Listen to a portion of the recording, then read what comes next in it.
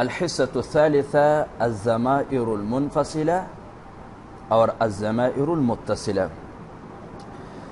الحصۃ الاولی میں ہم نے حوار پڑھا، الحصۃ الثانیہ میں مفردات حول نفس الموضوع، اور الحصۃ الثالثہ میں ہم ضمائر پڑھیں گے، یعنی کوئی ایسا اہم چیز آپ کو پڑھائیں گے گرامر وغیرہ کے متعلق جس کا بہت زیادہ استعمال ہو۔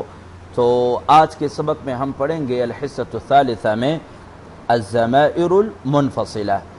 الضمائر المنفصلہ آپ کو پتہ ہے کہ 16 ہیں، بعض اس کو 14 کہتے ہیں۔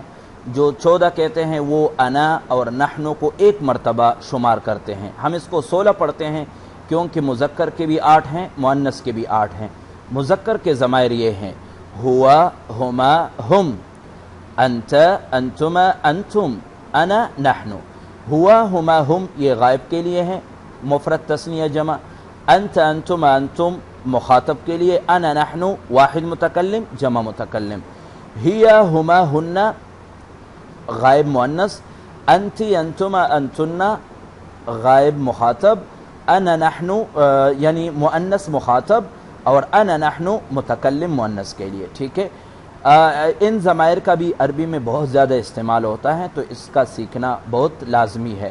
یعنی ہوا مسلم، ہما مسلمان، ہم مسلمون، انت مسلم، انتما مسلمان، انتم مسلمون، انا مسلم، نحن مسلمون۔ ہوا طبیب، ہوا مہندس، اور اسی طرح جو مفردات ہم نے پڑھے ہیں، کوئی بھی مفرد آپ اٹھا کر کے 16 ضمائر کے ساتھ ملائیں تو آپ کو 16 جملے عربی کی آ جائیں گے۔ مثال آپ کہتے ہیں ہوا طبیب، ہما طبیبانی، ہم طبیبون، طبیبون نہیں کہیں گے، اطباء کہیں گے، جمع اس کے اطباء۔ انت طبیب، انتما طبیبانی، انتم اطباء، انا طبیب، نحن اطباء، ٹھیک ہے۔ تو یہاں ہم نے جو لکھا ہے اس میں مسلم ہے، مؤمن ہے، صالح ہے، انا صالح، نحن صالحون۔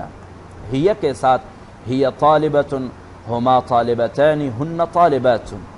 انت معلمۃ، آپ ایک استانی ہے، انتما معلمتان، انتن معلمات۔ انا مدیرۃ، مدیرہ عربی میں کہتے ہیں پرنسپل کو، مدیرہ محتممہ۔ انا مدیرۃ مذکر مدیر ہے، نحن مدیرات ہم سب کیا ہیں، پرنسپلز ہیں، ہم سب جو ہیں مدرسے کے محتممات ہیں۔ تو ہوا، ہما، ہم، انت، انتما، انتم، انا، نحن، ہیا، ہما، ہن، انتی، انتما، انتن، انا، نحن۔ یہ ضمائر منفصلہ ہیں۔ ضمائر اس کو کہتے ہیں جو کسی نام کے جگہ استعمال ہو، اور منفصلہ کا مطلب یہ ہے کہ یہ الگ تلگ آتے ہیں، کسی چیز کے ساتھ ملے ہوئے نہیں ہوتے۔ تو آپ ان ضمائر کے ساتھ طبیب لگائے، مہندس لگائے، طالبۃ لگائے، طالب لگائے، اور اس کے علاوہ باقی چیزیں لگائیں، کوئی بھی لفظ لگائیں تو اس کے 16 جملے آپ بنا سکتے ہیں۔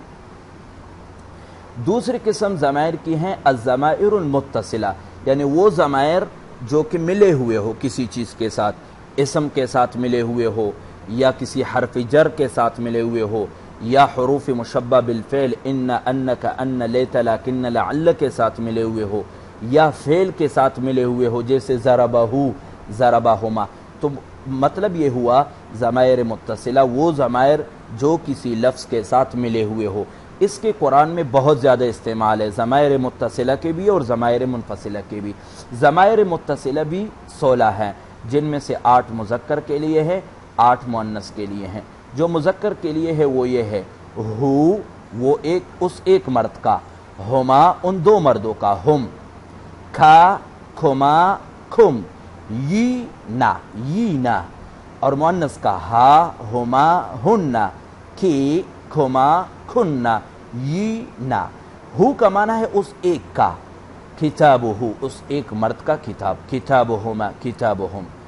اچھا، کا، کھما، کم کے ساتھ کراستک، کراسہ کاپی کو کہتے ہیں، کراستک، کراستکما، کراستکم۔